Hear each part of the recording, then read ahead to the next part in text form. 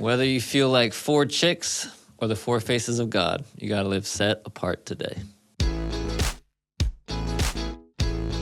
Hey, and welcome to the Takeaway Podcast. I'm Tanner Treffin, joined by Pastor Joey Rumble, as we're helping you live the takeaway of the set apart message from this past Sunday, Four Faces of God. So how you doing today, Pastor? Good. I'm excited to dive into the message. How's Fairfax, Fuzzy Feathers, Flora, and Flossie? I took some notes there on that. Yeah. We already changed one of their names, so we'll figure it will be a work in progress. Oh, so those aren't their names anymore? Well, most of them are. Okay. I can't even remember. I'll have to get the update. Jenny told me a couple of different name changes. They're close, but the Fuzzy Feathers is no longer. It might just be called Fuzzy. She might be called Fuzzy. Nickname, gotcha. But I thought it was funny you were talking about that. You're like, I love my wife, and you got to put your spouse first, even if it's not your favorite thing sometimes. So, man, I tell you, she loves animals, I guess, and so hey, we gotta living it out. I got 4 chickens now, baby chicks. Call you a farmer pastor. But you talked about, this was interesting, you brought up the verse 2 Corinthians 3:17-18 of how the veil's been removed and how we behold the glory of God, but it says, and we become more like Jesus from one degree to another. And we talked about Atomic Habits, how in what you've read something else before, that how we're supposed to get 1% better every day. Yeah. But biblically here, we're supposed to get 1 degree better, every day. So Yeah. And so I just think that's a cool way to look at spiritual growth.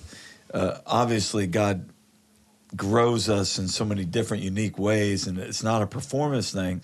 But you're looking for, I feel like, handles of how to, do stuff steady. And so that is a good one. That's good. Yeah, and thinking of that, of like, how do we become more like Christ? Moses, he went on the mountain and he met with God, and he had to put the veil on when he came down because he was beholding his glory. Yeah. And so, it's really a big part of how you become more like Christ is that daily time with God, of reading the Word, praying, talking to Him, and beholding His glory and worship and all that.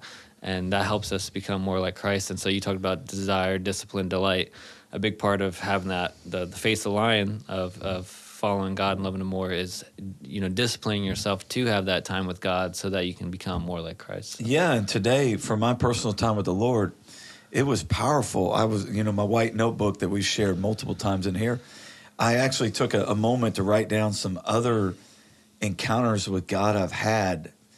And in those encounters that I had with the Lord, I'm going to put some pictures with them as well. But one of them was so powerful. Even just this morning, I had a coffee mug that I had an encounter with God. God woke me up the night before my first day of my senior year of high school, and it gave me a word from God. And that was a coffee mug I was drinking coffee with today.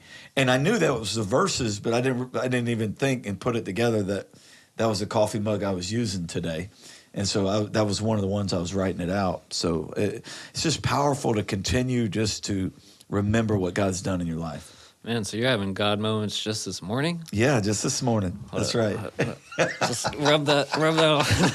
I need some more powerful God moments. That's good. 2 Corinthians chapter 16, 13 through 15. Man, that's awesome. So any other thoughts there on how we can grow in the lion face of God?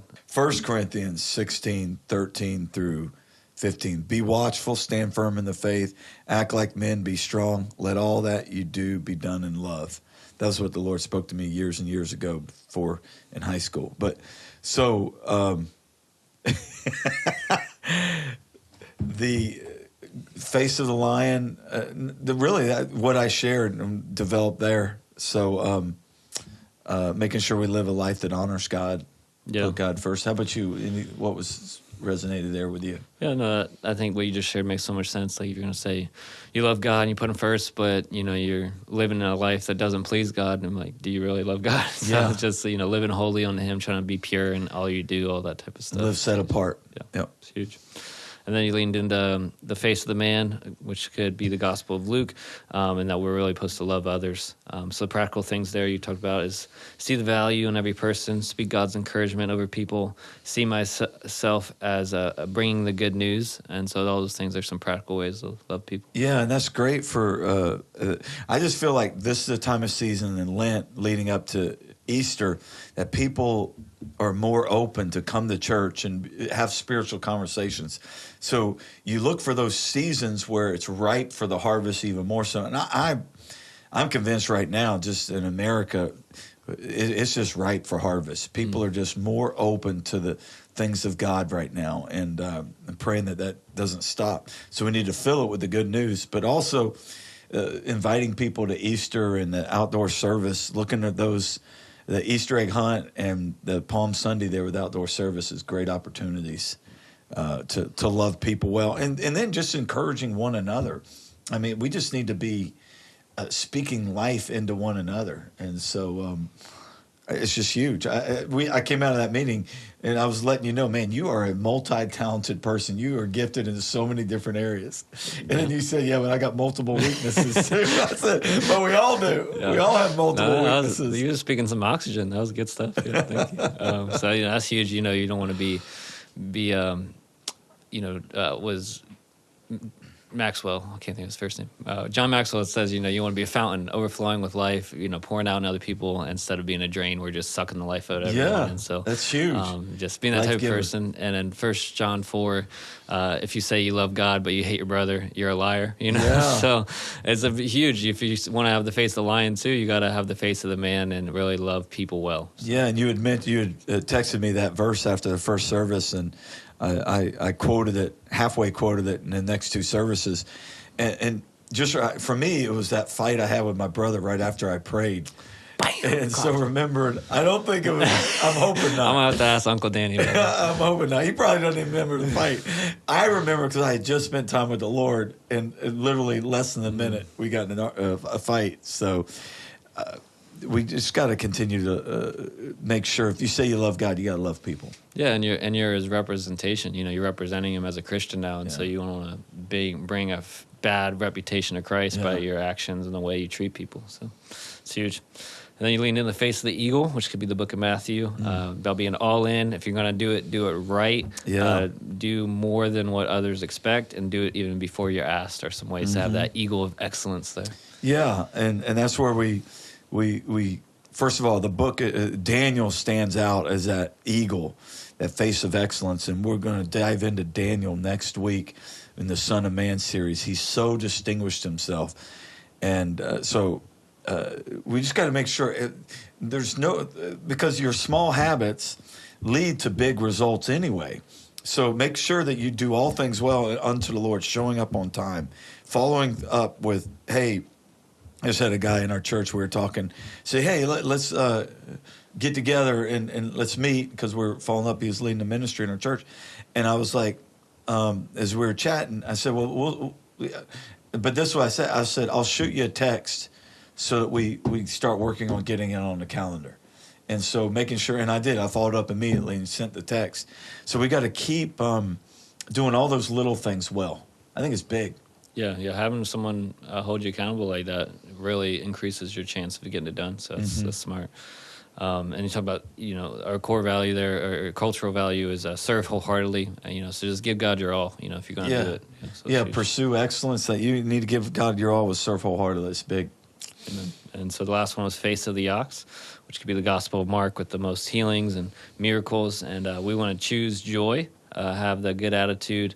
We want to be spirit empowered. You talked about that there, of the spirit, the spirit is willing, but the flesh is weak, and that we need the spirit empowered to do, what we can't do on our own, and be yoked to Christ. It's huge. Yeah. And learn that you can enjoy the journey even when we face difficulty by, doing the work God's called us to do, that you choose this great attitude because we're yoked to Christ. And so that's why our burden is easy, and our yoke is easy, and our burden is light. Yeah, we want to acknowledge that the ox doesn't really jump out as joy, first impression. Yeah, exactly. You're like the burden of beast of burden. The beast of burden, doing all this type of stuff. And both of our wives were like, I don't know if this is true that the ox, is supposed to be joyful here. Yeah, right. But it doesn't matter. God obviously calls us to enjoy the journey and be grateful and all that type of stuff. So, whether it's the ox or not, we still got to choose joy. So.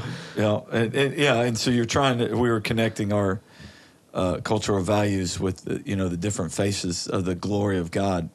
So it's just the key here is learning to live more and more with these character representations of the Godhead, of what he looks like in the Gospels, and realizing that this portrays Christ, and that Christ was we're to become more and more like him. So this is just another handle of what that looks like from the scriptures, which is great. Yeah, I love that verse that you connected to Matthew 11:28. Just if you're fearing weary, if you're fearing bitter and burnout, Jesus said, come to me, Right. all who are weary and heavy laden, Right. and I will give you rest. And know that you're walking with me, you're yoked with me, that you can still find joy because you're with me. Yeah, you can enjoy the journey. Yeah, and so soar good. like an eagle, and the face of the man, the lion, face of the lion, just powerful.